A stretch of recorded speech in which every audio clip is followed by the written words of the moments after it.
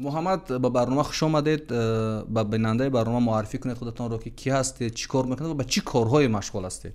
این پارچه از پنجمین برنامه کتابخوان است. هدف این برنامه جلب جامعه و تبلیغ فرهنگ کتابخوانی است. تنها و تنها چیزی که ما را یک ملت قوی میکند و پیشرفت نایل میکند و تغییرات در ما ایجاد میکند، باور کنید این مطالعه است، خواندن است، آگاهی است که ما در ظرف یک سال توانستیم از اونهایی که با اونها سر و کار داشتیم از ما کتاب پرسیدن، ما الکی نتیجه همین در یک سال مشاهده کردیم در همون گروه و اطراف خودمون که میشناسیم میدونیم.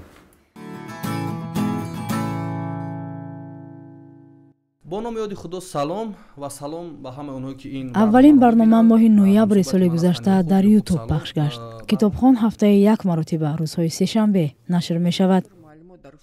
با برنامه آنهایی دعوت می شوند که در نتیجه خواندن و موفقیت رسیدند، اما نه همه دعوت را قبول می کنند.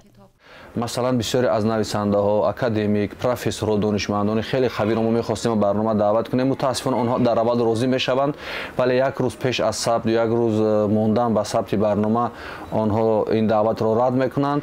وقتی که این گونه افراد بی‌طرفی را نسبت مطالعه، نسبت خواندن، نسبت کتاب وقتی که اشغال میکنند و یک نوع دلسردی هم در آنها احساس میشود، ما بار دیگر فکر کردیم که راه اندازی این لایحه ضروری است. این کتاب در چی است؟ یعقوب از نخستین مهمان در این برنامه بود. بعد از اشتراک در برنامه کتابخوان صحبت کردند و نوشتند و تشکر بیان کردند و گفتند که کتاب‌هایی که شما توصیه کردید ما در سراغشان هستیم و حتما پیدا میکنیم میخوانیم و چند نفر دیگر حتی به مثل اینکه حسابات دادند که ما پیدا کرده و خواندیم کتاب. من مراتب اول دیدم که آنهایی هم هستند که از برنامه قانع نیستند و میگویند بعضی از مهمانها از این برنامه سوء استفاده میبرند.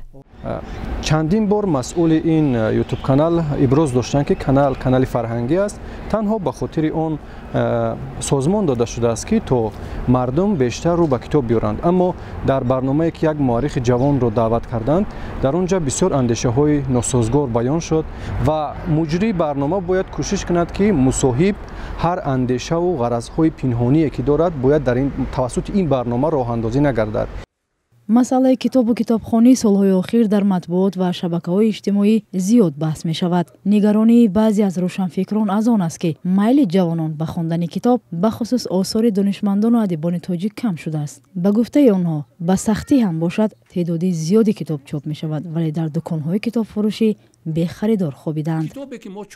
مؤلفان کتابخوان باور دارند که با برنامه می توانند توجه جامعه را دوباره به کتاب و کتاب دوستی جلب نمایند.